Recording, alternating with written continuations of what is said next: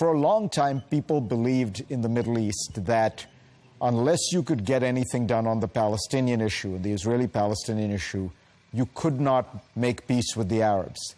And actually what you did was reverse that, you and the Gulf states in a sense. What do you think changed? Was it that the Palestinian issue has just declined in importance for Arabs? Because there was a time, certainly when you go back to Nasser and people like that, where it was the central issue. Or is it that the rise of Iran has given Israel and Saudi Arabia and the UAE a common enemy? Well, I think it's both the rise of Iran and, frankly, the rise of Israel.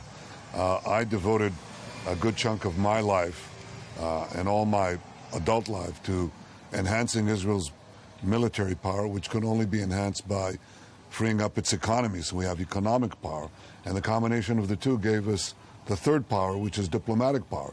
When Israel became the leading, perhaps a leading, and if not the leading, innovation nation that produced thousands of startups, produced cybersecurity, produced unmatchable intelligence against terrorism, we became interesting to other countries in 5 continents, but also in the Middle East.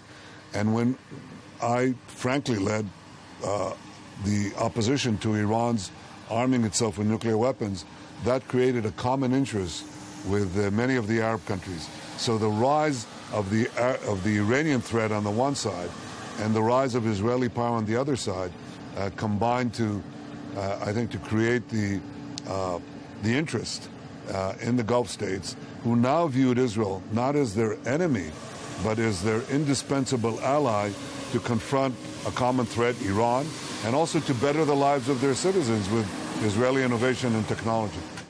What do you think it will take for Saudi Arabia to join in that normalization process? You obviously tried to get it, and the reports are that they want some movement on the Israeli-Palestinian issue. What will it take to get Saudi Arabia to recognize Israel? Well, the first thing you have to recognize is that Saudi Arabia already has begun an incremental process of normalization, because in 2018, well before the Abraham Accords in 2020, the Saudis opened the Saudi airspace to hundreds of thousands of Israelis who could fly to the Gulf states and now beyond the Gulf states. That was a deliberate decision. Also, to be honest, and I don't think I'm revealing here something you don't know, but I'll say it anyway, there's no way that the accords with the Gulf states would have happened without the approval of Saudi Arabia. So Saudi Arabia is inching its way towards normalization. I think that's en route. That'll certainly be my chief goal, diplomatic goal, if I'm reelected, as I hope I will be in a few weeks. I think they have to have the confidence that Israel is continuing the policy of standing up to Iranian aggression, which threatens them not as much, but not much less than it threatens us.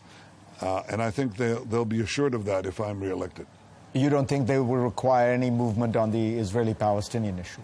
Perhaps some, but I think that they recognize, too, that if you give the Palestinians a veto, we're not going to have peace. Let me ask you about the Iran deal. You were very influential in getting Donald Trump to pull out of the Iran deal.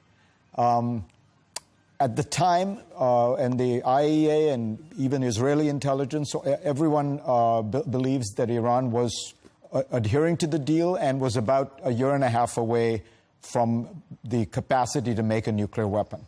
Now that the deal has been scrapped, most intelligence estimates say that Iran is 1 month away from the capacity to make a nuclear weapon.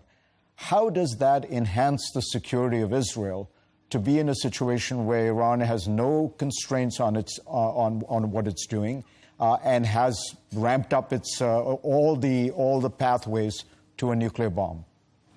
Well, I describe in my book, Fareed, a raid on Iran's secret nuclear archives that I authorized the Mossads to carry out. And if you saw, did you ever see the movie Argo? Yes. You saw that?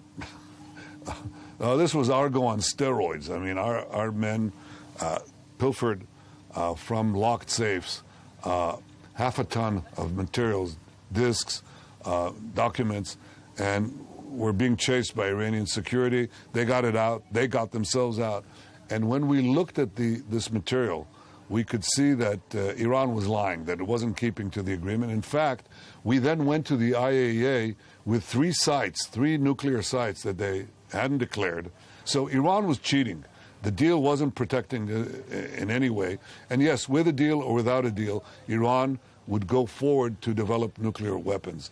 The only thing that stops a rogue regime from developing nuclear weapons, and I say this very specifically in my book, is the combination of crippling sanctions and a credible military option. All the agreement does, Fareed, is give Iran an international seal of approval to become a threshold nuclear state.